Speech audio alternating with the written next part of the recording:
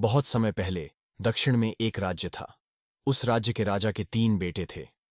एक दिन राजा ने सोचा कि उसके बेटों को कुछ शिक्षा दी जानी चाहिए ताकि वे भविष्य में राज्य की बागडोर संभाल सकें।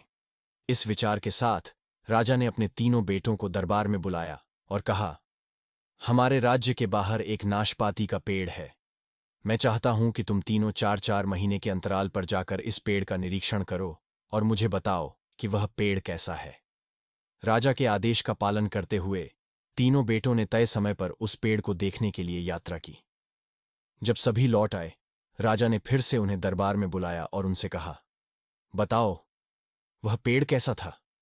पहले बेटे ने कहा, पिताजी, वह पेड़ टेढ़ा मेढ़ा और सूखा हुआ था, उसमें जान नहीं थी। तभी दूसरे बेटे ने बीच में उसे रोकते हुए कहा, नहीं नहीं, वह पेड़ सूखा नहीं था, बल्कि उसमें हरी हरी पत्तियां थीं, लेकिन उस पर एक भी फल नहीं था। तीसरे बेटे ने कहा, भाई, लगता है तुमने गलत पेड़ देखा है, क्योंकि मैंने जिस नाशपाती के पेड़ को देखा वह बहुत शानदार था और फलों से लदा हुआ था। तीनों बेटे आपस में बहस करने लगे कि उन्होंने क्या देखा था।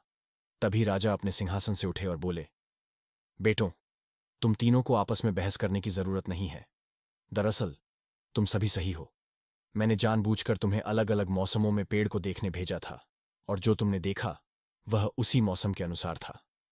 इस अनुभव के आधार पर मैं चाहता हूं कि तुम 3 महत्वपूर्ण बातें सीखो। पहली, यदि तुम्हें किसी वस्तु या व्यक्ति के बारे में सही और पूरी जानकारी चाहिए तो उसे लंबे समय तक देखो और परखो।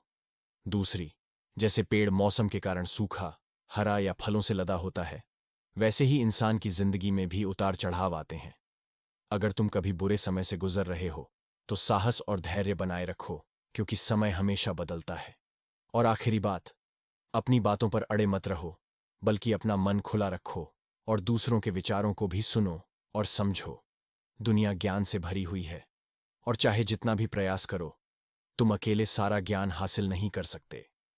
इसलिए अगर कभी भ्रम की स्थिति हो तो बुद्धिमान लोगों से सलाह लेने में संकोच मत करो।